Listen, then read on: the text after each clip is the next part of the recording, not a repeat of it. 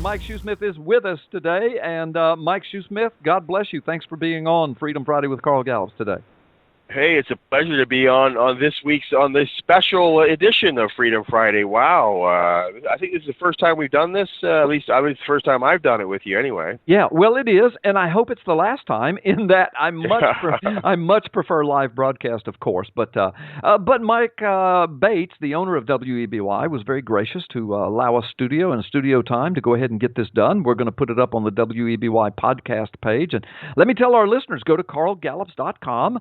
And from there, of course, you can click up in the right-hand corner where it says podcast, and you can get this in podcast if that's not the way you're listening to it right now. If you'd like the podcast of it, you can get it that way as well. But anyway, well, listen, Mike, of course, today is October the 30th, Friday, 2015, and a lot of things have been going on. We've only got about a 20-minute segment here, so we're not going to be able to discuss everything. But one of the things that I really wanted to have you on today is because, of course, you have been my Canadian correspondent since the inception of Freedom Friday many years ago, and you're born and raised Canadian and live there and work out of there. You're all over the United States and Canada, and but in the meantime, I want you to talk to us about the Canadian elections, because there's been a fruit basket turnover, a topsy-turvy turnover in Canada, and I think it's just kind of reflecting the spirit of the times in which we're living. But you educate us and tell us your opinions of what's going on as a Canadian. Well, it was certainly a political earthquake here in Canada this month. We had a federal election, and it was one for the record books. The outcome was something that most people, even I myself, did not expect. But let's back this truck up a little bit here and talk about what you and I have been talking about for many years here, and that is the absolute, undeniable fact that liberalism is a mental disorder. Many doctors have outlined this in books. In fact, Dr. Michael Savage has a book out recently called Liberalism is a Mental Disorder. And he, among other doctors, have outlined, detailed the dynamics which are in play when it comes to liberalism. I take it to an extreme, really. I say, and I don't expect anyone else to agree with me, but I say that liberalism is just as evil as Nazism. Because liberalism attempts to make voter slaves out of a nation, by playing on people's base desires, the lusts of the flesh. And I say that because when we go to the dictionary, we see what the definition of, in fact, the dictionary defines liberalism as a mental disorder.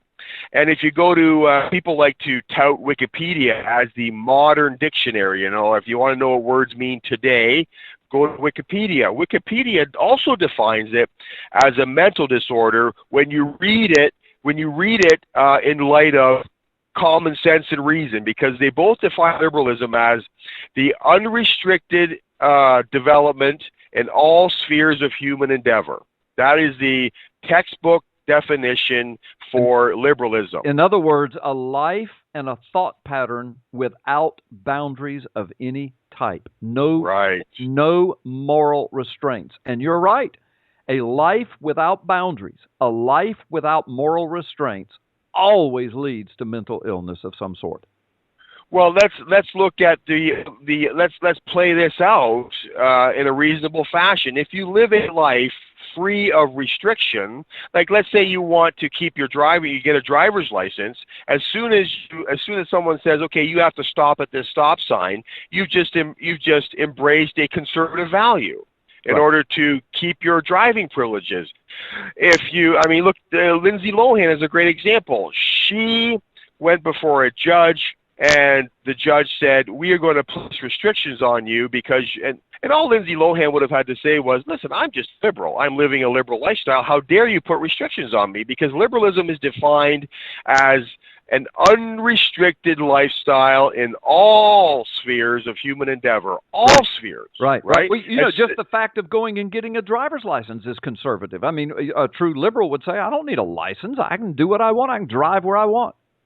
Right, and Chris Rock is famous for saying that, you know, men are only as faithful as their opportunity, you know, when it comes to marriage. Right. And then he went on Howard Stern and was talking about this and that, and Howard Stern seems to be the kiss of death for marriages, because 2 months later Chris Rock was divorced. Because if you want to keep your marriage, you have to self-restrict. You have to jettison liberal values and embrace conservative values. So anyway, back to the Canadian election. In 1967-68, Canada elected a man named Pierre Elliott Trudeau. And before that, abortions were not legal in Canada. But when Trudeau was elected in 68, Canada started allowing abortions. And then in 1988, the Supreme Court of Canada jettisoned all laws governing abortion. Today in Canada, as long as the child is still attached to the umbilical cord, you can have an abortion in Canada. Right. This is an amazing thing, right? 30%, 30%, this is a number that bothers me every time I say it, 30% of all pregnancies in Canada end in abortion. This is an amazing number. You guys aren't quite there yet. You're getting close. I think you're up in the mid-20s now. But 30% of all children in Canada are killed before they ever take their first breath of air. I mean, this is an amazing thing. Well, guess what?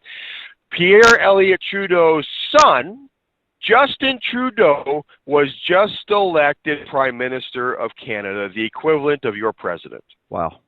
And there's an old saying, Carl, whatever the parents do in moderation, the children do in excess. Yeah. And he won on the highest rated political platform promise that he made during his election campaign was, if you elect me, I will legalize marijuana in Canada. And that is the number one reason stated for Canadians allowing this man to be, you know, he's a man-child. And he's now running the country. This is a political earthquake in Canada. And here's where I am personally concerned. Because, I mean, let's face it, the Bible talks about last days evil and the days of Noah. I mean, we both know at the days of Noah, all the thoughts and deeds and actions of men were evil continuously.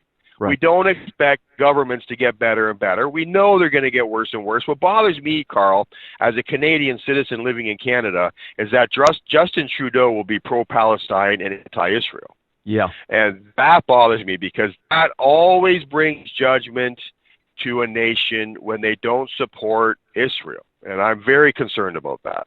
Right. No, I share that concern, and anyone who knows the Word of God ought to share that concern. And of course, we've, as you know, have the same problem in the same scenario in America. We've got a man-child in office, and we've got a pro-Palestinian, pro-Muslim, anti-Israel commander-in-chief. Right. And look at the evils that have befallen and are still befalling this nation, the influx of Islam, the direct targeting of Christians, not only by idiots like the UCC Oregon shooting and the South Carolina church shooting and the mayor in Houston, and on I could go, not only by the idiots, but now by the government itself with this latest SCOTUS ruling, Supreme Court ruling on the gay marriage agenda. And of course, now we know that the government has opened the door to tell the radicals, look, you can sue Christians now, you can sue Christian organizations and ministries, you can target pastors, you can target churches, and that's by government decree, if you will. Well, my ending statement on the Canadian election is this. Canada has just elected a political party named after a mental disorder. Isn't that something? And sadly, you know, every country has the government it deserves. If the people don't stand up for what's right, then dictators will always move in and turn you into slaves. Canada is now a nation made up of voter slaves. That's what Canada has become. Yeah, yeah. Well, you guys are already a completely sitting duck syndrome nation. Right, I mean, you have right. no Second Amendment or anything even close to it, and so that's already. And now you've got this man-child in office, and we're going to legalize marijuana, and we're going to support Palestine and turn our back on Israel. And yeah, I know. And right. and you guys are our northern cousins, and here we are together on this whole continent now is infected with this spirit of the last days. It's absolutely amazing. Sure.